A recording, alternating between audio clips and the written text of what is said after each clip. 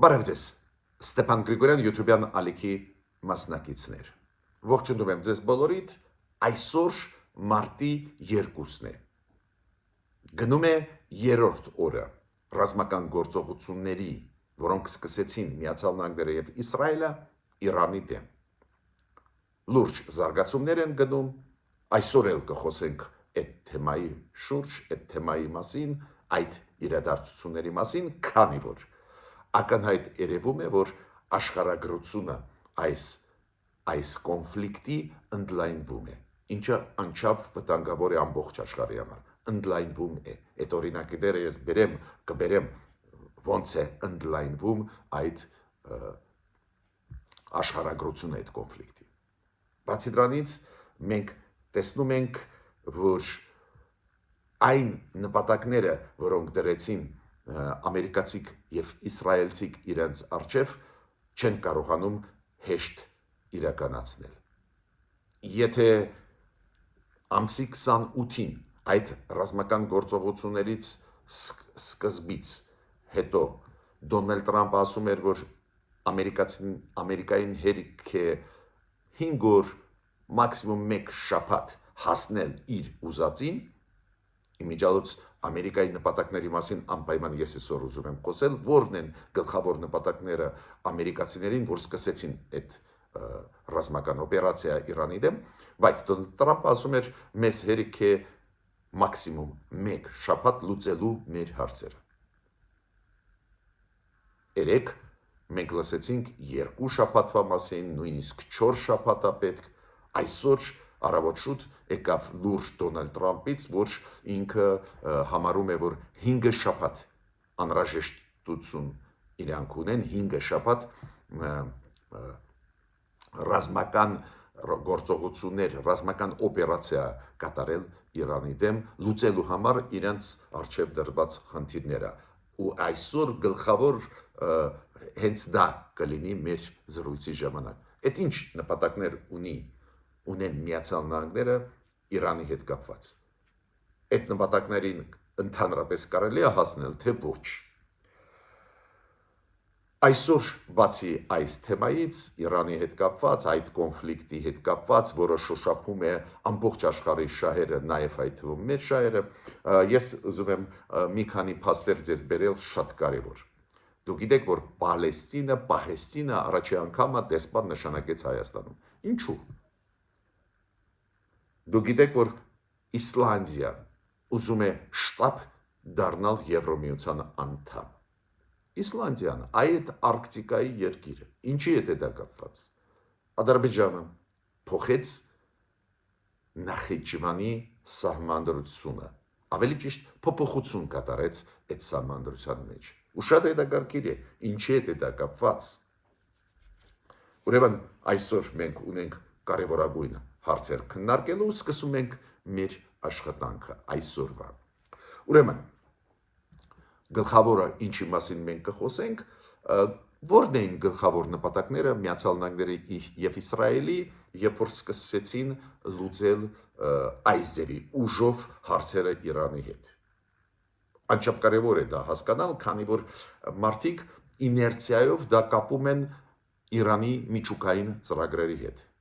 Ես պնդում եմ, որ Իրանի միջուկային ծրագրերի հարցը գլխավորը չի այս ռազմական գործողությունների մեջ Իրանի դեմ ուղված, որոնք սկսեցին Իսրայելը եւ Միացյալ Նահանգները ամսի 28-ին փետրվարի։ Բայց այնուամենայնիվ մի փոքր այդ ռազմադաշտից ինֆորմացիա ձեզ տամ։ Պարզվեց, որ Իրանը բավական զարգացած բալիստիկ հրթիռների համակարգ ունի ու բավական զարգացած դրոններ, ATS-ներ ունի։ Քանի որ Իրանը պատասխանում է հարվածելով եւ Իսրայելի ուղղությամբ ուղղելով իր հրթիռները եւ արաբական աշխարհի մի քանի երկրների դեմ։ Ինչու։ Իրանը ռմբակոծում է Բահրեյնը, Էմիրատները, Քուվեյթը, առաջերտին այս 3 երկրները։ Քանի որ այնտեղ կան ամերիկյան ռազմաբազաներ, այդ ռազմաբազաներից հարվածներ են հասցվում Իրանին։ Ու Իրանը ասում է, այդ թիրախները այդ երկրներում օրինական թիրախներ են մեզ համար ու պաշտպանվում ենք մենք այդ ճանապարհով։ Ու պետք է ասեմ, որ օրինակ նույն Քուվեյթում Իրանը կարողացավ ռմբակոծել Ամերիկայի դեսպանատուն, ռումբը ընկավ այդ դեսպանատան վրա, իրանցիք կարողացան հարվածներ հասցնել Քուվեյթում գտնվող ամերիկյան բազայի վրա, դու գիտեք 3 զինվոր այնտեղ ամերիկյան զոհվել էին։ Այսօր առավոտ իրանցիք կարողացան խոցել Քուվեյթում գտնվող Ամերիկայի կործանիչին, կարողացան խոցել։ Նույնը Բահրեյնում դուք գիտեք գտնվում է ռազմական նավատորմը Միացյալ Նահանգների, այնտեղ կա բազա նավատորմի Միացյալ Նահանգների, այնտեղ էլ մի քանի շոշափելի հարվածներ հասցրեցին իրանցիք։ Իրանցիք կարողացան Էմիրատներում, Արաբական Էմիրատներում լուրջ հարվածներ տալ ամերիկյան բազաներին գտնվող այնտեղ, նաև այդ թվում Արաբական Էմիրատներում ոչնչացվեց այն հակաօդային համակարգը, որը Իսրայելն էլ տվե ամերիկացիներին այդ բազան պաշտպանելու համար։ Բայց այդ օրինակները ես բերում եմ գիտեք ցավով։ Շատ վատ է, որ այս ձևի զարգացում գնում է Միացյալ Նահանգներ Իրան հարաբերությունների մեջ, այս ձևի թշնամություն, այս մակարդակի պատերազմական գործողություններ, բայց օրինակները բերում են, որ այդքան հեշտ չի որոշում ընդունել, ոչնչացնել եկայերկիր, ինչ ուզենաս իրենց դեմ անել։ Պարզվեց, որ բավական պատրաստ էին իրանցիք։ Այո, ուժերը հավասար չեն, ես պետք է ասեմ, որ այսօր տվյալները տվեցին Իսրայելը եւ Միացյալ Նահանգները, որ միասին իրանք 2000 հրթիռային հարված հասցրեցին Իրանին, 2000։ Պարզ է, ուժերը հավասար չեն, այդ ակնհայտ է, բայց նույնիսկ այս մեծ առավելությունը դեռ արդյունք չի տալիս։ Ու մենք տեսնում ենք դա, քանի որ նույն Դոնալդ Թրամփը, եթե սկզբից ասում էր մի շաբաթում կլուծենք բոլոր հարցերը, հիմա ասեց իրան պետք է 5 շաբաթ։ Ընդլայնվում է կոնֆլիկտը, ես ձեզ դրա մասին ասեցի, Հեզբոլան ի պատասխան նրա, որ սպանվեց Ալի Խամենեին, դուք գիտեք հոգևոր առաջնորդը Իրանի, դրա ի պատասխան դրան Հեզբոլան սկսեց ռմբակոծել Իսրայելի տարածքը։ Իսրայելը պատասխանեց, հիմա Իսրայելը ռմբակոծում է Բեյրութը, այլ վայրեր Լիբանանի, մեծ թվով փախստականներ, ծանրագույն վիճակ, ընդլայնվում է աշխարհագրությունը այս կոնֆլիկտի։ Իսրայելը նաև ձեզ ասեմ, որ սպանեց Հեզբոլայի պարլամենտում, Լիբանանի պարլամենտում ֆրակցիայի ղեկավարին։ Հիմա անցնենք կարևորագույն հարցի։ Ինչ նպատակներ դնում էին Միացյալ Նահանգները սկսելով սա։ Կարծես թե նպատակներից մեկը թույլ չտալ, որ Իրանը շարունակի միջուկային ծրագրերը զարգացնել ու ի վերջո հասնել նրան, որ ունենա միջուկային զենք։ Դες գլխավոր դրոշը, որով գնում էին Միացյալ Նահանգները ու պահանջում էին Իրանից, որ չպետք է միջուկային զենք ունենաք։ Իրանը համաձայն էր, դուք գիտեք, նու գոնե ֆորմալ, ի պաշտոնե ասում էին մենք չենք ուզում, բայց մենք ուզում ենք մեր միջուկային խաղաղ ճանապարհով միջուկային էներգիա օգտագործելու ծրագրեր, օրինակ հարաստացում ուրանի։ Ու ես կարծում եմ, որ այդ, որ Դոնալդ Թրամփը ասում է, չի կարելի թույլ տալ, որ Իրանը ունենա միջուկային զենք, դա իր մեջ պարունակում է ավելի խիստ մոտեցում։ Միացյալ Նահանգները չեն ուզում, որ հարաստացված ուրանը ընդհանրապես ունենա Իրանը։ Եթե Իրանին պետք լինի հարստացված ուրանը, իրանք կտան, որ աշխատացնի ատոմակայանները։ Եվ վերջ։ Իրանը իրավունք չունի հարստացնել ուրանը, օգտագործելու համար խաղաղ ճանապարհով։ Այդ առաջին։ Բայց դա այս ռազմական գործողությունների մեջ գլխավորը չի, ես հասկացա այս 3 օրվա այս զարգացումների ժամանակ։ Ակնհայտ է, որ այս ռազմական գործողությունները նաև գնում են Իրանի բալիստիկ հրթիռների արտադրության դեմ, քանի որ Իրանը հիմա ձեռք բերեց տեխնոլոգիաներ, վաղուց է այսօրվա պատմությունը չի, եւ դրոնների հետ կապված բարձր մակարդակի արտադրանք, բարձր շատ ուժեղ դրոնների եւ բալիստիկ հրթիռների։ Պարզ է դա Իսրայելի համար լուրջ վտանգ է, Միացյալ Նահանգները դաշնակից են Իսրայելի, դա է պատճառը, որ երկրորդ խնդիրը, որը դնում է այս ռմբակոծությունների ժամանակ ամերիկացիք, առաջինը եթե միջուկային ծրագրերը ոչնչացնել, երկրորդ խնդիրը դա բալիստիկ հրթիռների արտադրությունը ոչնչացնել Իրանում։ Կկարողանան, դժվարանում եմ ասել, քանի որ Իրանը պատասխանում է բալիստիկ հրթիռներով, այս երրորդ օրը պատասխանում է հարված է հասցնում եւ Իսրայելի տարածքի վրա եւ արաբական աշխարհում գտնվող ամերիկյան բազաների վրա։ Բայց ես պնդում եմ, որ գլխավոր խնդիրը դա չէր այս պատերազմական գործողությունների։ Գլխավոր խնդիրը հանել, գլխատել Իրանի կառավարությունը, Իրանի ժողովրդին, կոպիտ ասած, հանել խաղից այն ղեկավարներին Իրանի, որոնք վարում էին այս քաղաքականությունը, Իսրայելի դեմ ուղղված քաղաքականությունը, այդ քաղաքականությունը ուժեղացնել բանակը Իրանի, ուժեղացնել միջուկային ծրագրերը Իրանում, այս գլխավոր նպատակը գլխատելն էր այս երկիրը ղեկավարներից, ազատել հենց հոգևոր առաջնորդներից, ազատել ու առաջի փուլում սպանվեց Ալի Խամենեին, իսլամական հեղափոխության պահապանների կորպուսի ղեկավարներին, քանի որ Միացյալ Նահանգները համարում են, որ այս մարդիկ մեղավոր են այն ճնշումների, քաղաքական այն սպանությունների, որոնք գնում են ներսում Իրանի ընդդիմության դեմ, այդ գլխավոր բաղադրիչն է։ Բայց հարցը ինչու՞մ է, այդ գլխավոր բաղադրիչին հասնել կարելի է, օրինակ հիմա Ալի Խամենեին սպանվեց։ Կասկած ես չունեմ, որ իրանցիք նշանակեցին նոր հոգևոր առաջնորդ, այատոլլա նշանակեցին, համոզված եմ, կհայտարարեն մոտ ժամերը։ Ինչ է այդ երկրորդին էլ պետք է փորձել վերացնել, ինչ են անելու ամերիկացիք։ Ինչ եմ ուզում ասել, այս խնդիրը լուծել շատ դժվար է գլխատել մեծ երկիրը բոլոր ղեկավարներից։ Բայց կարող է կա 4-րդ պատճառ այդ պատերազմի։ Միգուցե Միացյալ Նահանգները եւ Իսրայելը եթե չհասնեն իրենց ուզածի, եթե չկարողանան իրենց մարդուն դնել ղեկավար Իրանի, միգուցե կգնան նրան, որ քանդեն այս երկիրը։ Այդ խնդիրներ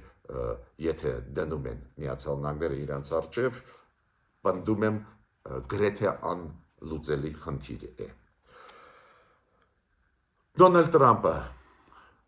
Պենտագոնը իրան զգուշացրեց, որ այդ ռմբակոծությունները, որոնք գնում են այդքան մասշտաբային են, որ զինամթերքի խնդիր կունենա Միացյալ Նահանգները։ Ոչ թե այս կոնկրետ պատերազմում Իրանի դեմ ուղղված, այլ ուղղություններում կթուլացնեն վիճակը Միացյալ Նահանգների։ Իրոք լայնամասշտաբ ռմբակոծություններ են գնում, այդքան զենք զինամթերք նույնիսկ հզոր Ամերիկան կարող է չունենա։ Ես պետք է ասեմ, որ Դոնալդ Տրամպը արձագանքեց, ասեց, չէ, մենք զենք զինամթերք լիքը ունենք մեր բազաներում, որոնք գտնվում են տարբեր երկրներում, տարբեր ռեգիոններում, ուրեմն ստեղ խնդիր չկա, բայց ես պետք է զգուշացնեմ ձեզ, որ հենց Պենտագոնը այդ հարցը բարձրացնում է։ Դոնալդ Տրամպը նաև գիտեք, շատ հետաքրքիր միտք ասեց, քանի որ նոր ես ասեցի, լավ գլխատեցին ում են ուզում բերել ամերիկացիք Իրանում։ Ու Դոնալդ Տրամպը պատասխանեց այդ հարցին իր ինտերվյուի ժամանակ հենց այսօր առավոտ ինքը ասեց, որ ինքը ունի 3 տեխնացու։ Այդ 3 տեխնացուներն էլ, ասում է, հետաքրքիր տեխնացուներն էին եւ մենք ունենք լուծում այս հարցի։ Ուղղակի ինքը ասում է, մենք պետք է ավարտենք մեր ռազմական գործողությունները, այդ ուժային քայլերը, ու դրանից հետո մենք կասենք ու մենք նախատեսում։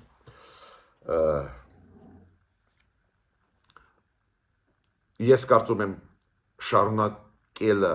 ռազմական գործողությունների նաև կապված է այդ բալիստիկ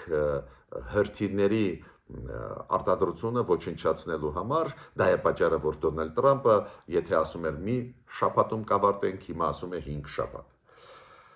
Հիմա այդ 3-ի մեջ ում նկատի ունի Դոնալդ Տրամպը։ Իմ կարծիքով այս 3-ից մեկը կարող է լինել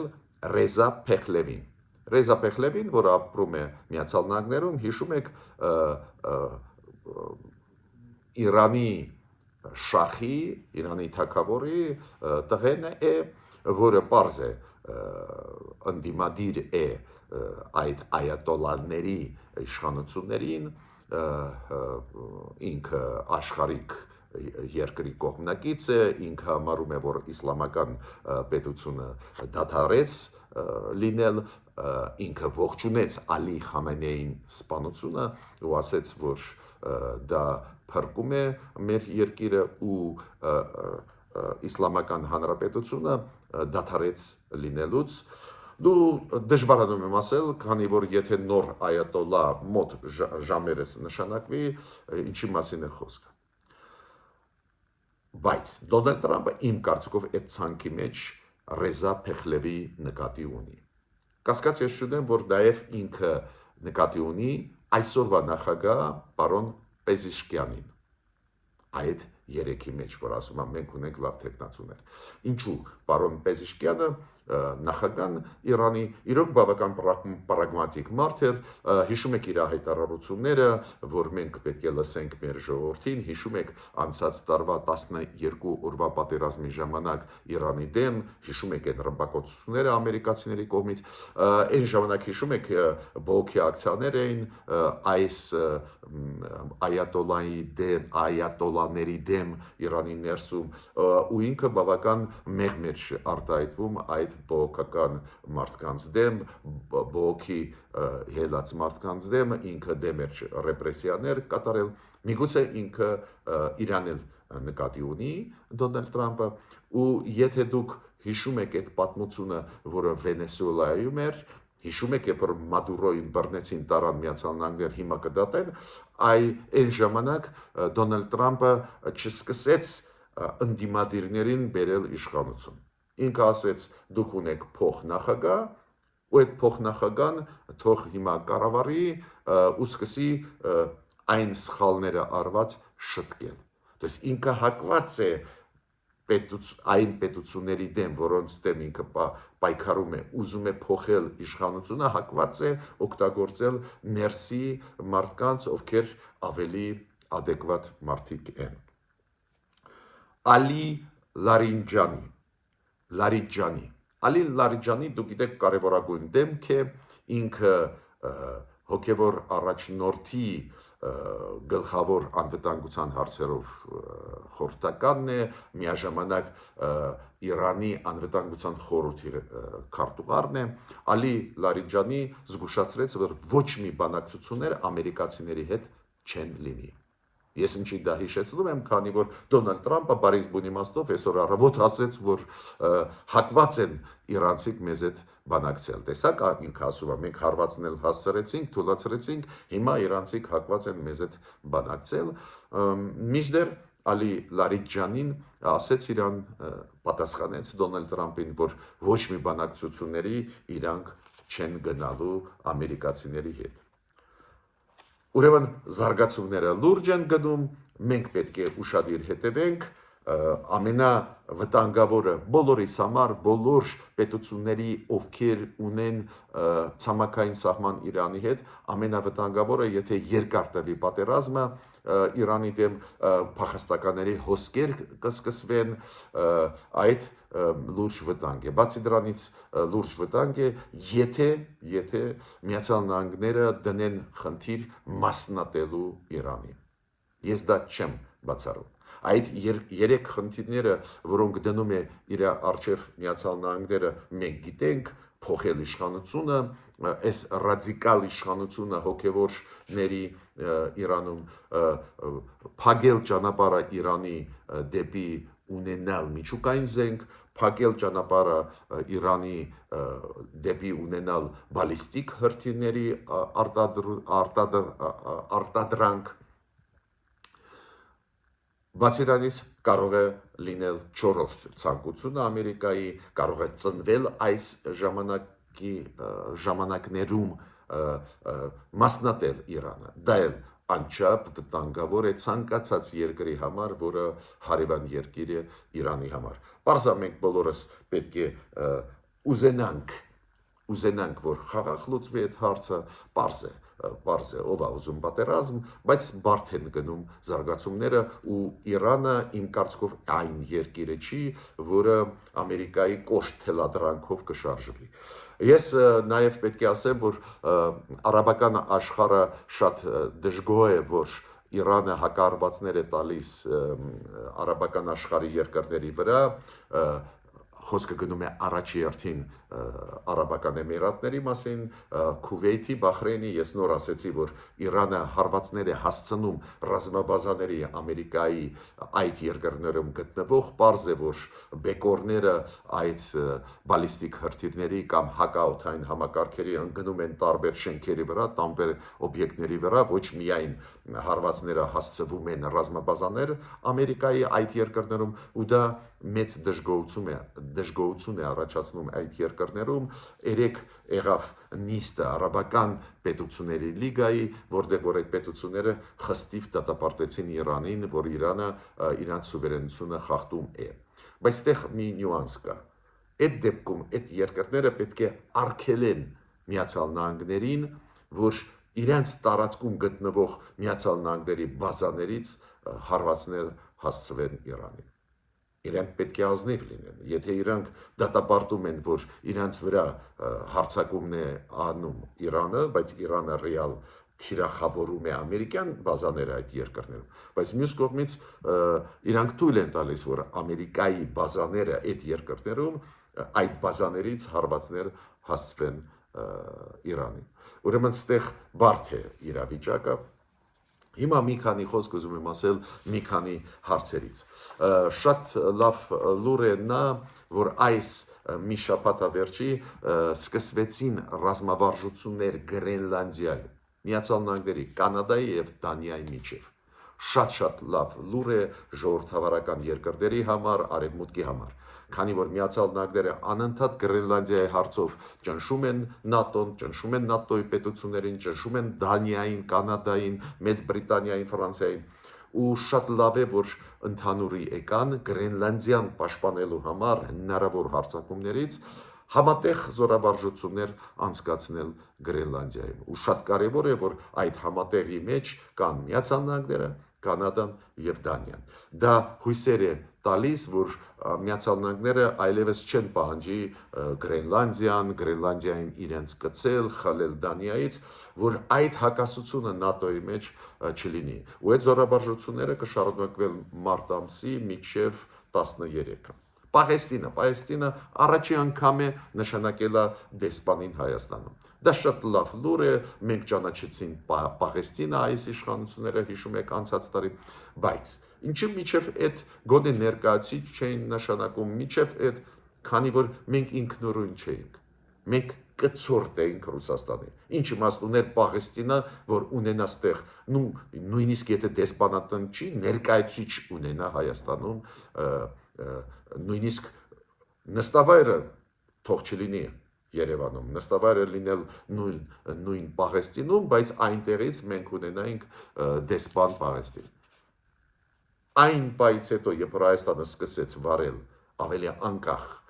արտաքին քաղաքականություն, դարձավ սուբյեկտ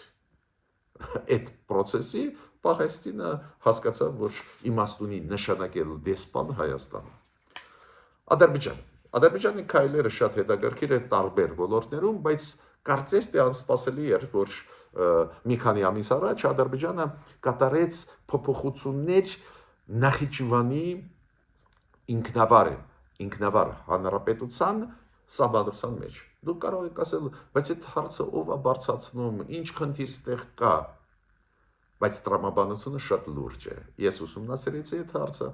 ինչ արեց Ադրբեջանը։ Ադրբեջանի սահմանադրության համաձայն Նախիջևանի սահմանադրությունը կարելի է փոխել Ադրբեջանի պարլամենտով ու Ադրբեջանի պարլամենտում միջլիսով։ Իրանք ինչ փոփոխություն կատարեցին։ Ուրեմն, եթե կարդաք Նախիջևանի ինքնավար հանրապետության սահմանադրությունը, այնտեղ կա պրեամբուլա, նախաբան, որտեղ կա հղում Մոսկվայի եւ Ղարսի պայմանագրերին վրա։ Ղարսի եւ Մոսկվայի պայմանագրերով լուծվեց հարցը Նախիջևանի։ Ու հիմա իրանք արեցին փոփոխություն, հանեցին այդ պրեամբուլան։ Ու դուք կարող եք ասել, դե հանեցին։ Ոչ, շատ հերու են նայում ղեկավարները Ադրբեջանի։ Քանի որ եթե պրեամբուլայում, նախաբանում կա հղում Մոսկվայի եւ Ղարսի պայմանագրերի, մարդը մտնում է Մոսկվայի Ղարսի պայմանագրի մեջ ու տեսնում է, որ Նախիջևանը տրվեց Ադրբեջանին, վերցվեց այլ պետությունից ու տրվեց Ադրբեջանին։ Այս պատմությունը ուզում է ջնջի Ադրբեջանը այս փոփոխությունով։ Դες կոպիտ ասած, որ մաքուր լինի պատմությունը։ Այն Նախիջևանն է մի մասն է Ադրբեջանի, որը ոչ ոք չի վիճարկում, բայց չեն ուզում, որ պատմության հետքերը լինեն։ Որ մարդը, որը հղում նայի Ղարսի Մոսկվայի պայմանագրի, մտնի Ղարսի Մոսկվայի պայմանագիրը ու տեսնի, որ ումից են խլե Նախիջևանը ու տվե Ադրբեջանին։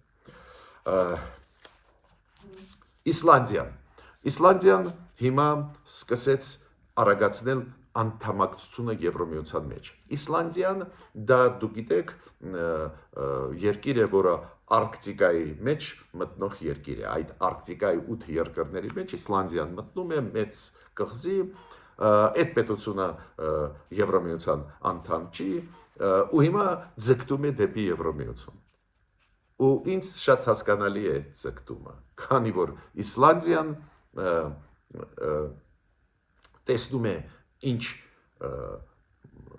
ինչ լարված վիճակ է Գրենլանդիայի հետ կապված, ու իսլանդացիք հասկացան, որ եթե իրանք չմիավորվեն Եվրոմիության հետ ու ռեալ իրանք ինտեգրված են Եվրոմիության մեջ, ուղղակի ֆորմալ չեն դիմե, որ դառնան անդամ Եվրոմիության, հետաձգեցին, համարում էին, որ անհրաժեշտություն չկա, բայց Միացյալ Նահանգների պահանջներից հետո Գրենլանդիայի նկատմամբ Իսլանդիան, քանի որ Արկտիկայի կարևորագույն տեղ զբաղեցնող երկիր է, հասկացավ, որ վաղը կարող են իրենց փորձել դարձնել Միացյալ Նահանգների նահանգներից մեկը, ու իրանք հիմա արագ կարգով մտնում են Եվրոմիության կազմ։ Ես ավարտեցի իմ ելույթը, մինչ նոր հանդիպումներ։